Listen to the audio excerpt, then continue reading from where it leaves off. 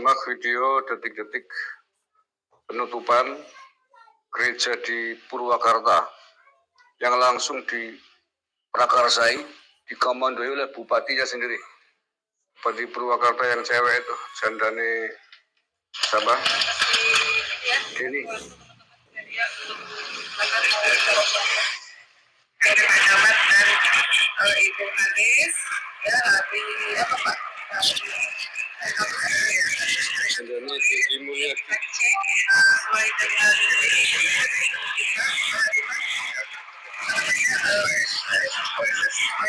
jadi lokasi kita cek dari sistem itu akan muncul apakah yang sudah bikin atau tidak. Itu ternyata tidak ada izin baik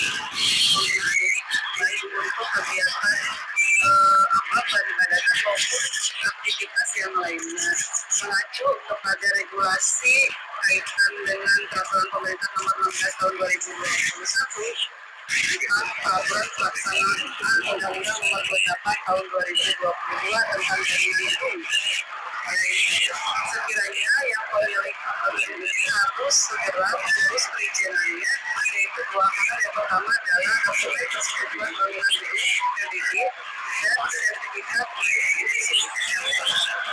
setelah gedung terbentuk, maka boleh mengajukan untuk aktivitas yang lainnya, yaitu olahraga ataupun yang lainnya, termasuk adalah kegiatan peribadatan yang secara khusus aturannya melalui peraturan bersama dua menteri, yaitu Menteri Agama dan Menteri Kesehatan Menteri.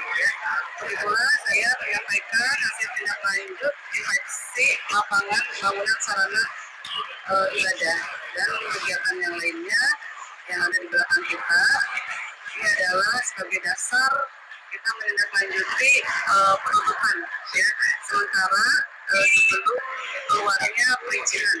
Jadi saya harapkan pada gedung ini untuk mengurus perizinan terlebih dahulu. Oke ya. Saya kira pemerintah harus turun tangan ya, harus bersikap tegas atas fenomena-fenomena serupa yang akhir-akhir ini kerap sering kali terjadi.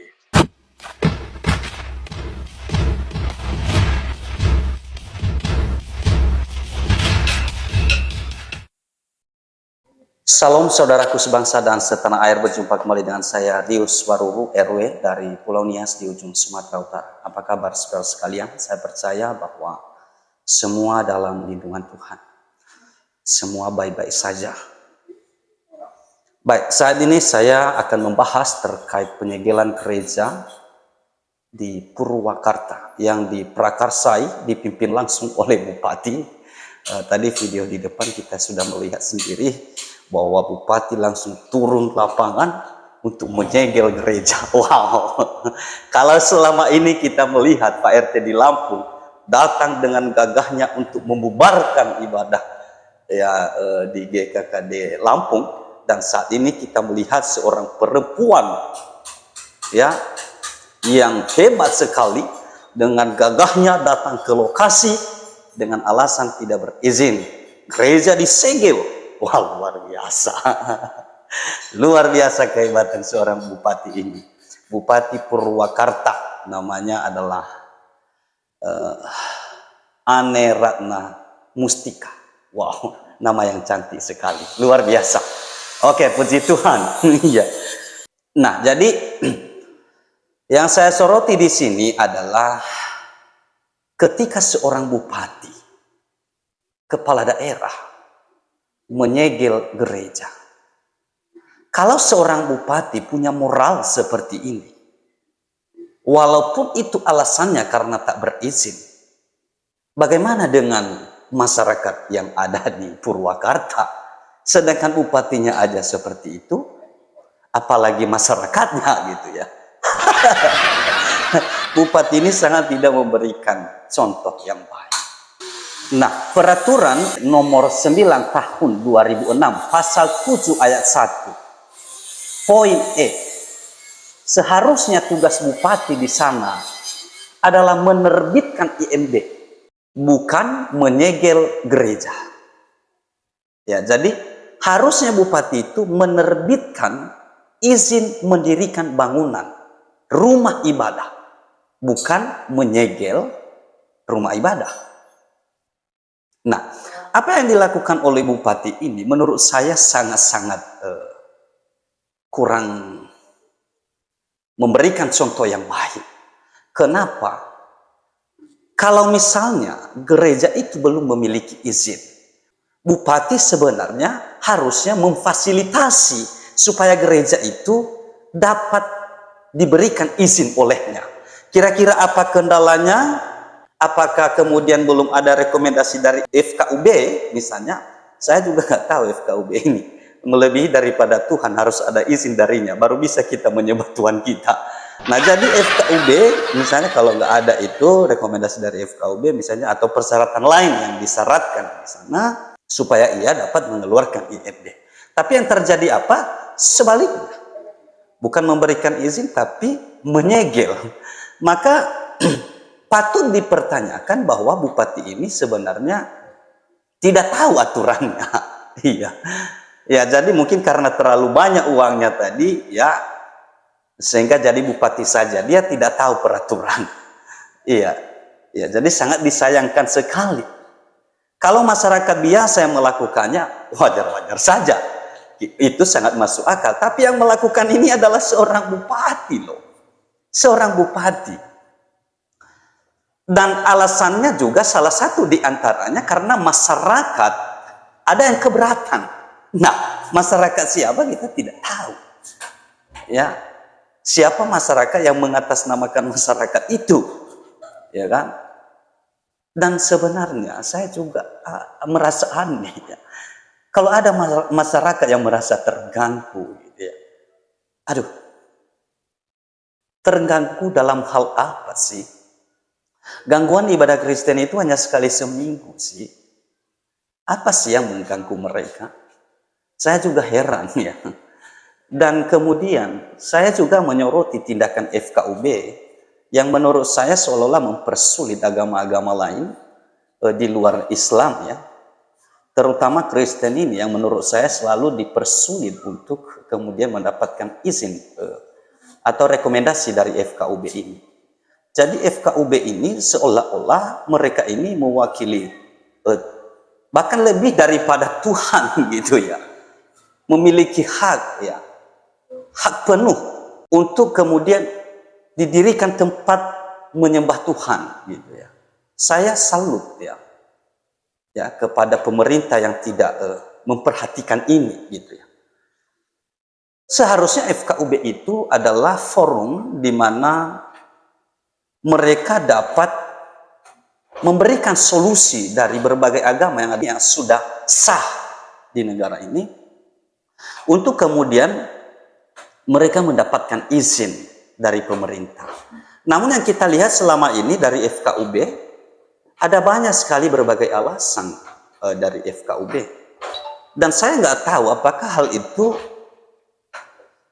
unsur kesengajaan atau tidak. Gitu ya. Tapi kalau saya melihat bahwa ini adalah bagian dari diskriminasi. Nah, itu harapan kita kepada pemerintah. Kalau bisa itu dicabut ya. Peraturan yang menuangkan bahwa harus ada rekomendasi dari FKUB. Karena FKUB ini siapa sih?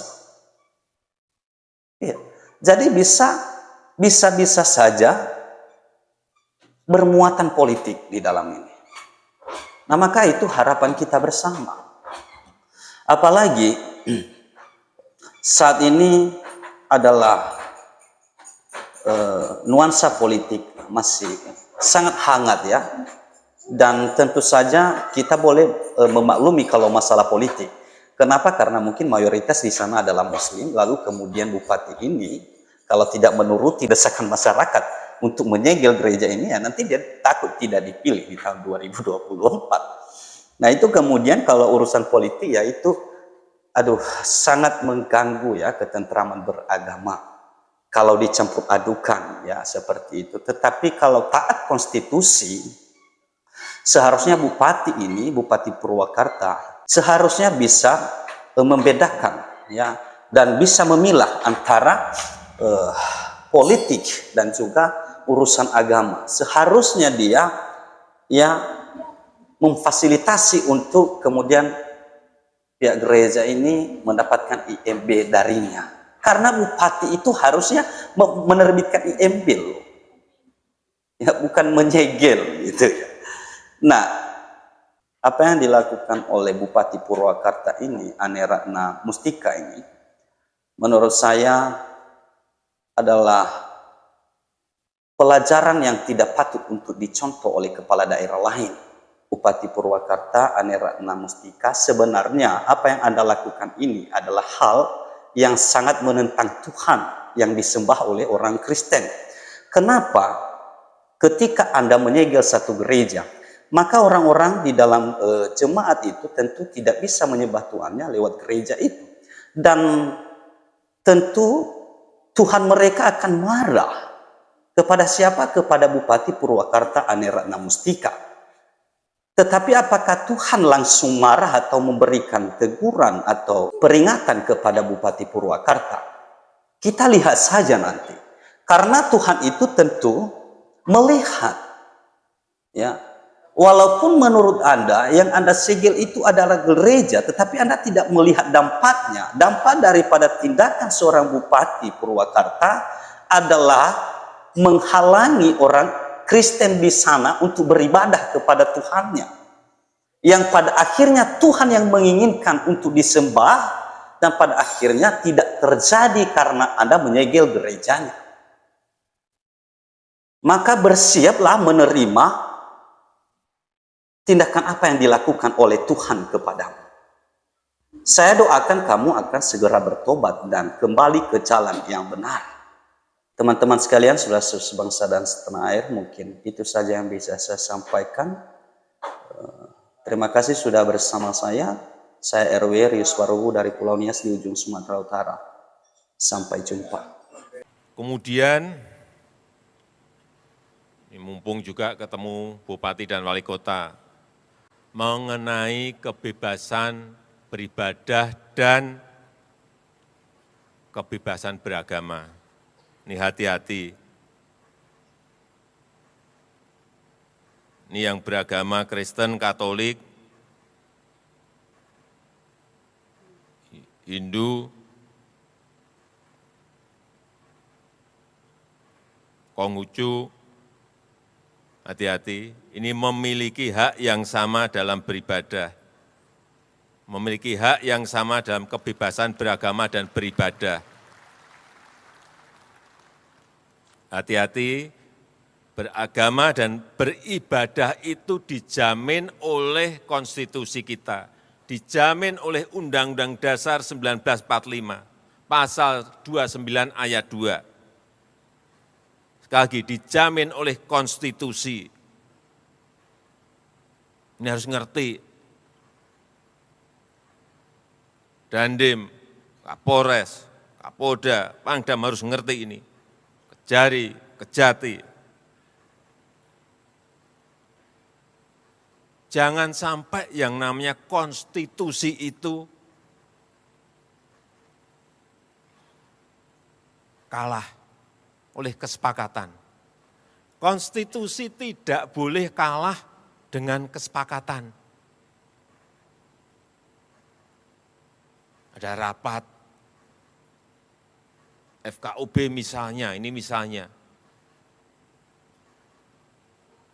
sepakat tidak memperbolehkan membangun tempat ibadah. Hati-hati loh, konstitusi kita hati-hati loh, menjamin itu. Ada peraturan wali kota, atau ada instruksi bupati, hati-hati loh, kita semua harus tahu masalah ini. Konstitusi kita itu memberikan kebebasan beragama dan beribadah. Meskipun hanya 1, 2, 3 kota atau kabupaten, tapi hati-hati mengenai ini.